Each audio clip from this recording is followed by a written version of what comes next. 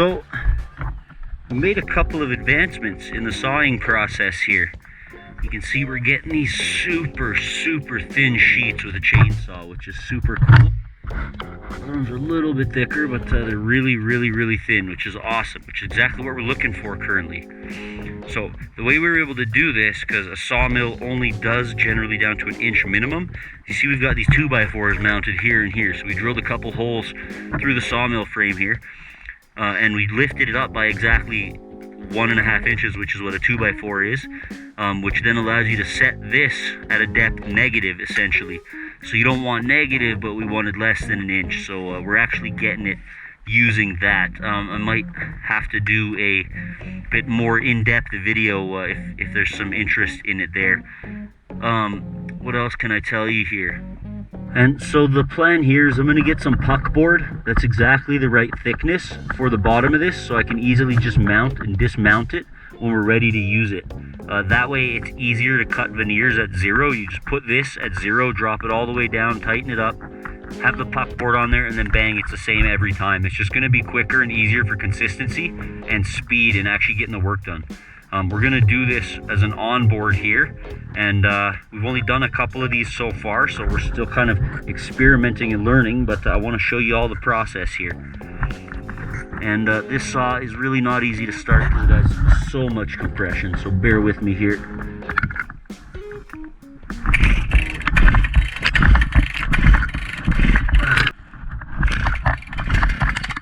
Come on.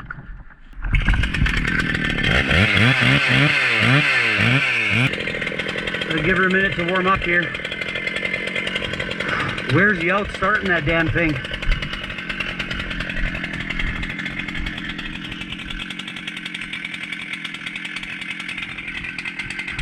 Sun's finally coming out. It's been raining all day, on and off. Some blue sky coming in, some more clouds coming in. Good day to be out here doing some milling, that's for sure.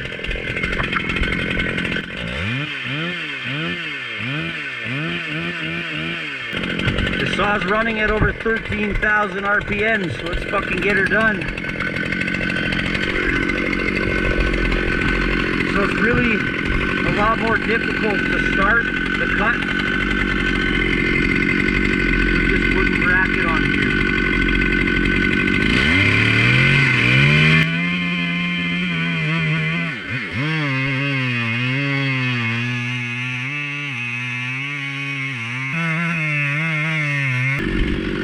Getting a little hung up here. It's not quite an even cut either. They're not going to be perfect.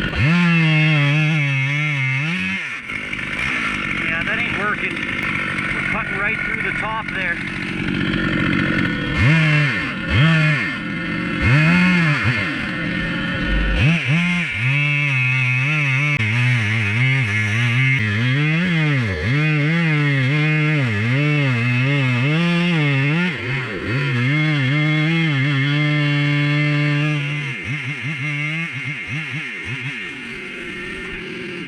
Oh my God, that thing is heavy.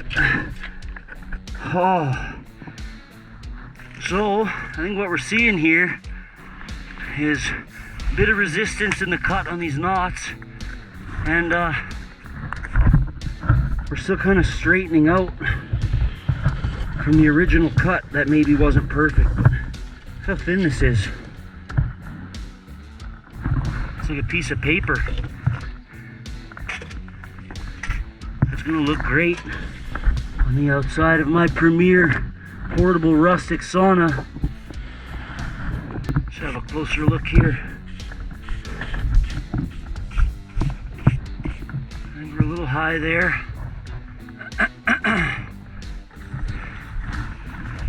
Definitely fighting some of these knots, a little high there. Decently clean cut. A little high there maybe. Dips there for some reason, and then this is really high again. So now it's just a matter of trying to fight with it, bring it back down as close, as level as possible. This is obviously quite dangerous when you're using a tool that's so sharp. So maybe just don't try this at home.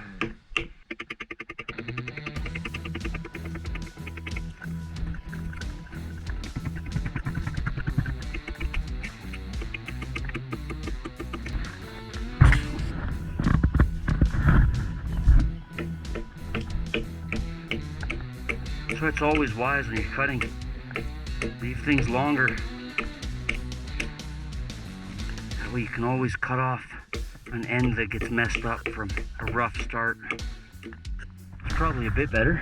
It's not perfect, but it's not a science, this is an art.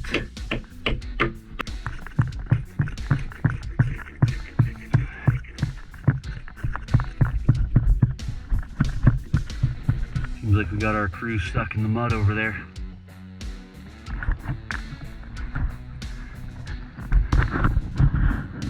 Definitely got a bit of a dip 3/4 of the way through. It's kind of weird. But as long as we can keep cutting, I'm not seeing a problem with it.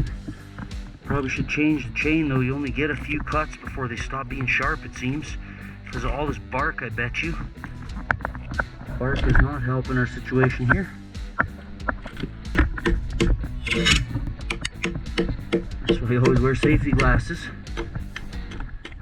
A lot of work stripping bark though. A whole lot of work on top of doing the other cutting work, which is really not easy. I mean, the saw's over 20 pounds by itself. Add that rig, some 2x4s. Doing all this work here in the woods without access to a shop and a full range of tools definitely makes things interesting. To be very creative and face issues. And trust me, face issues. I recommend if you're gonna try this, don't go somewhere super far from town or somewhere where you can at least go and find a Harbor Freight or Princess Auto or Home Depot or something and get supplies when you need them. I mean chainsaw chains and stuff like that, because you will need probably more than you think, and you will go through chains faster than you expect. It's hard to see on camera, there's a hole right there. There's these huge grubs that live in the woods, and I don't know what they are. I'm assuming wood wasp larvae.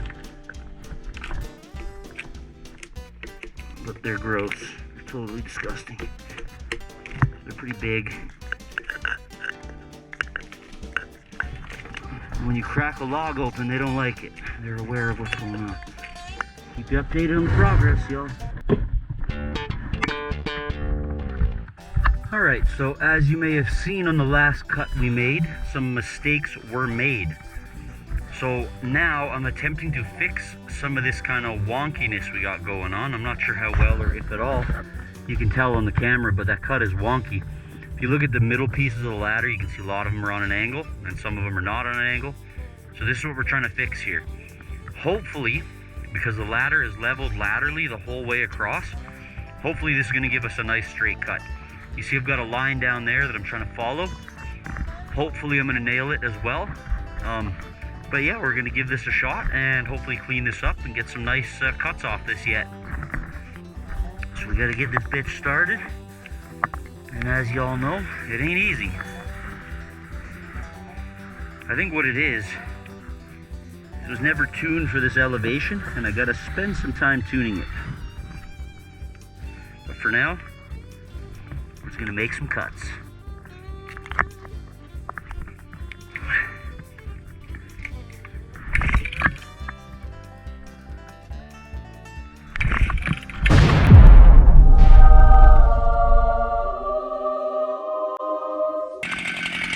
Gonna see what happens. Not too sure what the outcome's gonna be, but I'm relatively confident in what we're doing here. So, gotta sweep up again.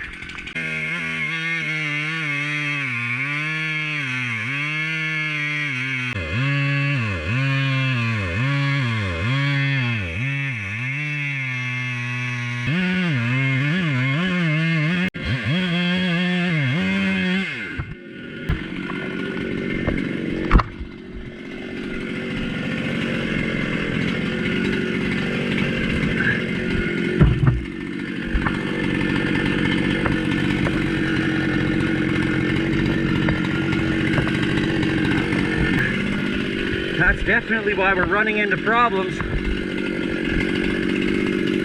Now we're losing some stability here.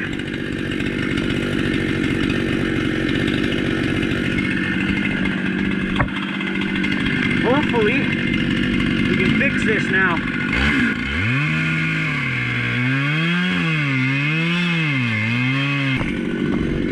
Now I moved it just a little too far over the other way.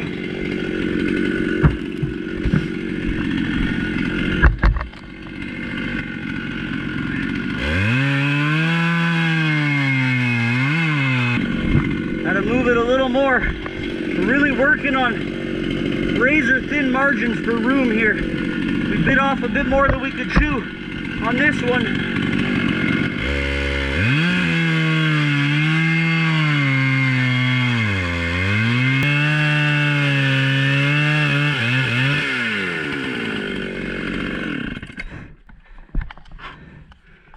I'm gonna try to pull this whole top piece back like that. I'm gonna get my saw out of there. Oh man, I am sweating buckets. Let's have a look here and see if we got this repaired or not. It's a heavy piece of wood right there, especially with the sled on it. There we go. And that looks, we did damn good anyway. Might not be perfect, but that'll work.